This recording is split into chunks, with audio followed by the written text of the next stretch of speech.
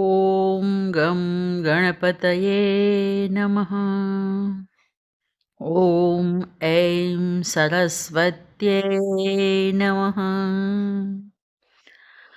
ચોથા અધ્યાયમાં ભગવાને કર્મોનો સ્વરૂપથી ત્યાગ કરી જ્ઞાન પ્રાપ્તિનું સાધન બતાવ્યું. તો વળી કર્મયોગની પ્રશંસા પણ કરી. આમ જ્ઞાનયોગ અને કર્મયોગ બંનેની પ્રશંસા સાંભળીને તથા બંનેને માટે આજ્ઞા પ્રાપ્ત થતાં અર્જુન એ નિર્ણય ન કરી શક્યા કે આ બંનેમાં કયું સાધન મારા માટે શ્રેષ્ઠ છે.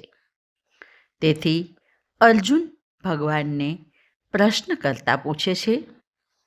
અર્જુન ઉવાચ સંન્યાસમ કર્મણામ કૃષ્ણ પુનર્યોગમ ચ શંસસી યચ્છેય એતયોરેકમ તન્મે બ્રૂહિ સુનિશ્ચિતમ.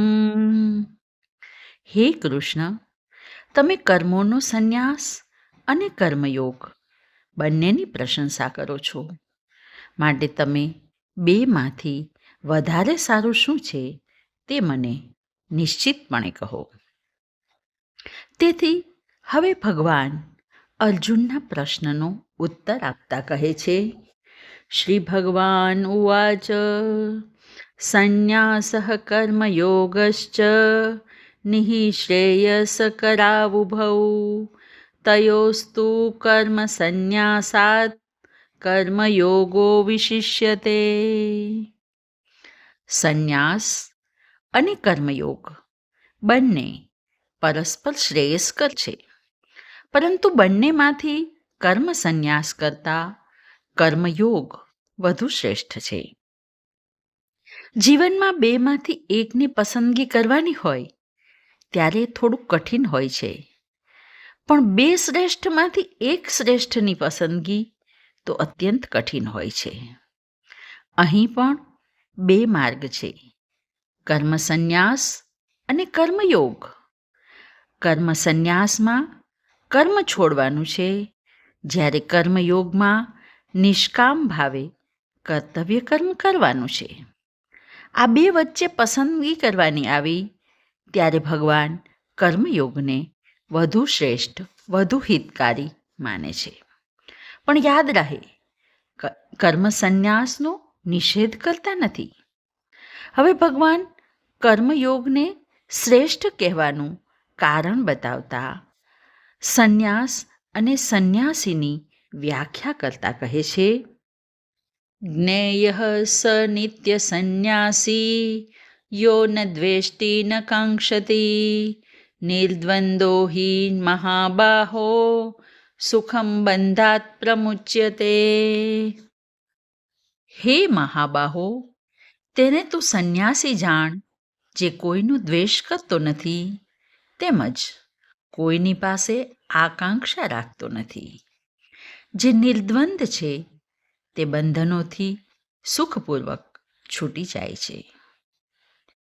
ગીતા બાહ્યાચારને નહીં, પરંતુ ગુણલક્ષી સંન્યાસને માને છે. અને તેથી આ શ્લોકમાં સંન્યાસીના 3 ગુણો બતાવ્યા છે. 1. જે કોઈનો દ્વેષ ન કરે. 2. જે કોઈની પાસે આકાંક્ષા ન રાખે. અને 3. જે નિર્દ્વંદ હોય. દ્વેષનું મૂળ ઈર્ષા છે, અને પછી એમાંથી નિંદા, ઘૃણા, તિરસ્કાર વગેરે દુર્ગુણોનો જન્મ થાય છે.